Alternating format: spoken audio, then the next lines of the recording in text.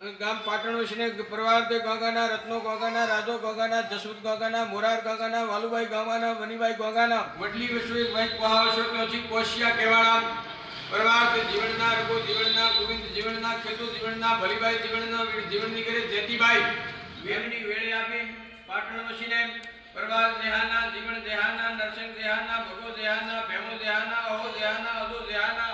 આજની યુવા પેઢીમાં સંકોચાતા સંબંધો વચ્ચે પણ એક એવું વ્યક્તિત્વ જે આપનો હજારો વર્ષનો વારસો છે એ સાચવીને બેઠા છે. એક સમય એવો હતો કે બારોટ દેવનું જેને પ્રતીક મળ્યું છે, જેને બારોટ દેવ કહેવામાં આવતા હતા, એ બારોટ દેવ જાણે એક સમય એવો હતો કે બારોટ દેવનું જ્યારે આગમન થતું એ આગમન સમયે પોતાના ઘરમાં લાપસીના આંધણો મુકાતા, સાથે સાથે ઢોલ શરણાઈ અને નગારા સાથે બારોટજીના સ્વાગત છે એ થતા હતા. પણ આજના આ ફાસ્ટ યુગમાં આ વ્યક્તિત્વ જ્યારે ધીમે ધીમે વિસરાઈ રહ્યું હોય, લુપ્ત થઈ રહ્યું હોય એવી પરિસ્થિતિનું નિર્માણ છે એ થયું છે. એટલે આજે એવા વ્યક્તિત્વને આપણે મળવું છે જે હજારો વર્ષનો ઇતિહાસ સાચવીને બેઠા છે. આજની કોમ્પ્યુટર યુગ ગમે એટલો ફાસ્ટ હોય, ગમે એટલો આધુનિક બની જાય, છતાં પણ પાંચમી પેઢી જાણવી હોય તો એ બારોટજી પાસે જ જવું પડે, જેના ચોપડા આજે પણ તમામ ઇન્ડિયાની તમામ કોર્ટમાં વેલિડ ગણવામાં આવે છે. લોકો છે એ પોતાની ફરજ છે એ ભૂલી ગયા છે, પણ બારોટજી આજે પણ પોતાની ફરજ છે એ નિભાવી રહ્યા છે અને લોકોનો વારસો છે એ સાચવી રહ્યા છે. ક્યાંથી ઉત્પત્તિ થઈ, ક્યાં જન્મ થયો, એમની 36 પેઢીઓ કઈ કઈ છે, શું એમનો ઇતિહાસ છે, માતાજીના મઢના નિવેદ છે એ શું કરવામાં આવે છે, આ તમામ વારસો છે એ બારોટજી છે એ સાચવીને બેઠા છે. આજે એવું જ વ્યક્તિત્વ આપણી સાથે બારોટજી છે, આપણે એમની સાથે જ વાત કરશું. બારોટજી, શું કહેશો? એક સમય એવો હતો કે આપને બારોટ દેવની ઉપમા મળી અને આજે ધીમે ધીમે આ તમામ વસ્તુ છે એ વિસરાઈ રહી છે, જાણે લુપ્ત થતી હોય છે, એવું નથી લાગી રહ્યું? સમયગાળે અત્યારે લુપ્ત થઈ રહી છે. આ સમય એવો કળિયુગનો આવી ગયો છે, એટલે એના કારણે આ લોકોમાં માન્યતા એવી થઈ ગઈ છે અને લોકોને આના ઉપર થોડે ઘટાડો થઈ રહ્યો છે. એટલે સમયગાળે આ બધું નષ્ટ થવા જઈ રહ્યું છે. અને અમે તો અમારી રીતે અમારા પેટ કારણે અમારે બધે ફરવું પડે છે અને અમારા યજમાનોને એમની આ પેઢી સંભળાવવામાં અમે ખૂબ ઈચ્છીએ છીએ અને અમને ખૂબ ચાહના હોય છે કે આ સમયમાં આ ચોપડા જળવાઈ રહે અને એમની પેઢીનામું જળવાઈ રહે.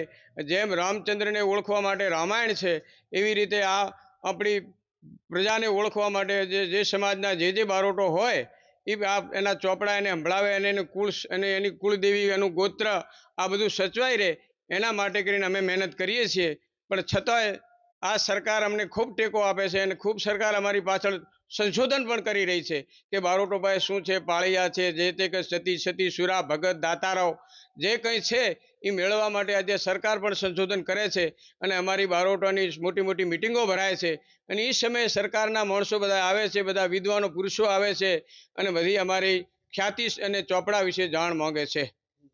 ખાસ કરીને બારોટજી, અત્યારના જે યુવાનો છે સ્માર્ટ મોબાઈલ, જીન્સ પહેરે છે, ટી શર્ટ પહેરે છે, ફર્સ્ટ ક્લાસ તૈયાર થાય છે, તમામ ગેમો છે એ રમી શકે છે, પરંતુ એમને પાંચમી પેઢી પૂછવામાં આવે તો એમને ખ્યાલ નથી હોતો. આવા યુવા પેઢીને આપ શું કહેશો? હા, એટલે સમયકાળે આના કારણ કે અત્યારે બધું ભણતર ગણતર બધું બદલાઈ ગયું છે. અમારા દાદાએ લખ્યું છે કે ફરાક ફિટિંગ પહેરી, વાળને કટિંગ કરી, કોઈ શર્ટિંગ લગાવી શોખ મારે છે. શહેરની છોકરીઓમાં જરાય શરમની હલોમાઈડીના શબ્દ ઉચ્ચારે છે. નાત મૂકી જાત મૂકી ભામાઓની ભાત મૂકી, વાત લવ મેરેજની કાયમ વિચારે છે. મા બાપની ડર નહીં, શિક્ષણ ભરતી લેસન ફેશન તણ ભાષણ કરાવે છે. ભારતની નારીઓનો ડ્રેસ બદલાઈ ગયો, ફોરનનો ફેસ બધો વેશમાં ચલાવે છે. ઇંગ્લિશ જમણના વાળ કટિંગ કરીને ઘાઘરી જગ્યાએ બોલ બટન લગાવે છે. હાથની જો બંગડી તે જગ્યાએ ઘડીથી ભારતની નારીઓ ભારત લજાવે છે. ચોટી મુચ્છ કટ કરી, પાટલું ટોપી ધરી, ગોરાજો લોકની સાહેબજી થાય છે. બોલે ઇંગ્લિશ બોલી, આઈ એમ બ્યુટીફુલ, પાન બીડું ખાઈ બડી ક્રિકેટ ભરાય છે. કોંડે ઘડિયાળ, ઓંખે ચશ્મા, કપાળ અગાળ, વાળ ગુચ્છામાં ગણાય છે. વાવના રહેવાસી કાનજી બારોટ કઈ સિલવર્ત વિના જુવાની તમારી જખ મારવામાં જાય છે. કોટ પાટલું ને છટ પહેરી, ભાષાની છટ નોનસેન્સ હટ હું છું વિદેશી કટી હું સંભળાવે છે. ઈપી ચહેરા બનાવી, લિપી ઇંગ્લિશ કરે, ફોરેન ડબરના વાળ કટિંગ કરાવે છે. ભારતની સંસ્કૃતિ ગામડામાં જોવા મળે, સિટી એરિયાની પ્રજા ભારત લજાવે છે. જય માતાજી. આપની પાસે અત્યારે કેટલા વર્ષ જૂનો ઇતિહાસ છે અને કેટલી પેઢીઓ છે એ આ વારસો છે એ લોકોનો સાચવીને બેઠા છે? 35-40 જેવી પેઢીઓ હોય અમારી પાસે, 35-40-50 જેવી. અને આ લગભગ 1500-2000 વર્ષનું આ જૂના અમારી પાસે પુરાણો છે. અત્યારે હાલ અમે જે સાચવી રહ્યા છીએ અને જૂના જે થાય અને અમે એને ગંગાજી પધરાવી દઈએ અને પાછળ વિધિ કરીએ છીએ. અને આ હાલ એ અમે નવા ચોપડા ઉતારી અને અમે આવી આવી 3 પરતો અમારી પાસે રાખતા હોઈએ છીએ.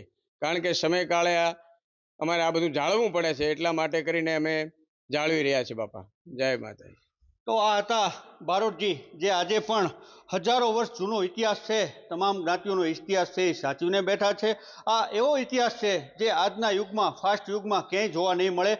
બારોટજીના ચોપડે જ તે પોતાની 36 પેઢીઓ છે એ જોવા મળશે. એટલે આજનું જે યુવા પેઢી છે એ બારોટજી શું કહેવાય, એના પેઢીઓના નામ શું કહેવાય, ક્યાંથી એમની ઉત્પત્તિ થઈ, આનું જ્ઞાન આજની પેઢીઓ છે એ નથી લઈ રહી. એટલે લોકોને પણ, આજની યુવા પેઢીઓને પણ બારોટજી છે એ શીખ આપી રહ્યા છે કે તમારો જે વારસો, તમારા વડવાઓએ જે વાવેલો વારસો છે એને આપ સાચવો. અને બારોટજી જે છે એમની સાથે રહી અને જે કંઈ તમારે નામો એડ કરાવવા હોય કે જે કંઈ બાબત હોય તો એમને પણ યાદ કરતા રહો. એટલે આજે બારોટજી આ તકે યુવા પેઢીઓને પણ પોતાનો સંદેશ છે એ આપી રહ્યા છે. બીજું, વર્ષે ને વર્ષે જો આ જ પરિસ્થિતિ રહેશે તો એક સમય એવો પણ આવી જશે કે હજારો વર્ષનો ઇતિહાસ સાચવીને બેઠેલા આ ચોપડાઓ, એની ચોપડાની અંદર જ તે આ ઇતિહાસ છે એ સમાઈ જશે, લુપ્ત થઈ જશે, વિસરાઈ જશે એવું લાગી રહ્યું છે. કેમેરામેન જીત પ્રજાપતિ સાથે ભાવેશ પ્રજાપતિ, સુરેન્દ્રનગર.